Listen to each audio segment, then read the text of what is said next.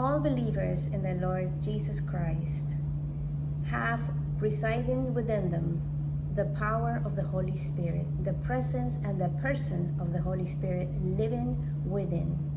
Upon the baptism of the Holy Spirit, there's an endowment of power. There's this fullness of the power of the presence of the Lord that comes and overflows like rivers of living water.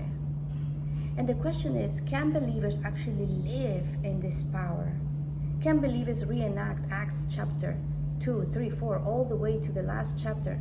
Are we actually writing the next chapters of the book of Acts?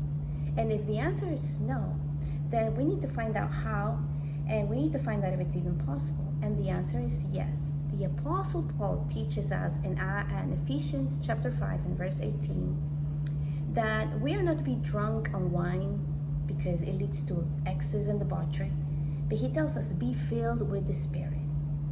That be filled come in the Greek, it means that it's an action that we have to choose because it's in obedience, it's a command. And it's in the present tense in the sense that it's something that we have to do on a regular basis. Be filled. Rather than drinking wine, he's telling us drink the Holy Spirit. And it says that it's in the passive tense because it's something that we cannot do on our own. We need the power, the presence of God in our lives to receive this fullness, to receive this indwelling and this presence of the Holy Spirit. The Holy Spirit, as we know, is a person. So we ought to be filled with this relationship, with his presence, with his being. And a life that is filled with the Spirit, a life that is empowered by this fullness of the Holy Spirit, will be a life that will show several traits. And one of those traits is that it's going to be a life that is no longer independent, but it's a life that is dependent on God. And by that, what does it mean? It means that it's going to be a life that, just like Jesus, is going to lean and rely solely and completely in every word that comes out of the mouth of God. Just like the Laodiceans in Revelations chapter 3 were sharply admonished by Jesus because they were lukewarm. Why? Because they were relying in their own self-sufficiency, in their wealth, and in their abilities. And so a believer that is empowered is one that is going to depend completely on the abilities of God. And that comes by being led by the Spirit and trusting in him and allowing him to flow through us so that his personality and his fruit gets manifested from our lives. Another trait of a Spirit empowered life is a person that has learned to realize that we are inadequate, but that our adequacy comes from the fact that we are sufficient in the presence and in the fullness of God. Jesus, the Lord said, my grace is sufficient for you. That sufficiency comes from the Lord, and that is what makes us adequate.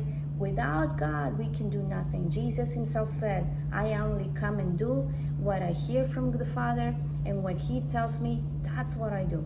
And in the same way, once we realize that our own abilities and our own strength is very limited, and once we acknowledge, believe, and act on the fact that God's abilities and God's power is what manifests his presence around us, then we're going to be living empowered lives by the Spirit.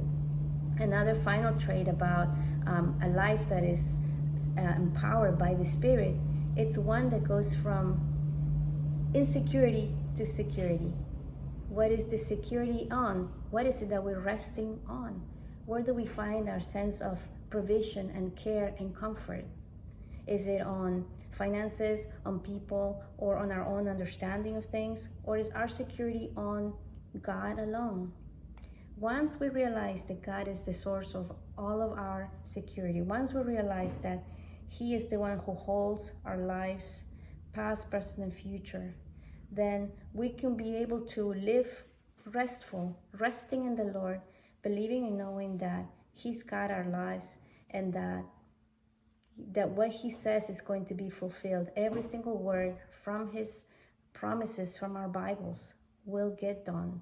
And in that we can rest and be fully secured and live peacefully, restfully, not anxious, but believing and walking in faith, knowing that He is who He says He is and that He will do what He says He is going to do.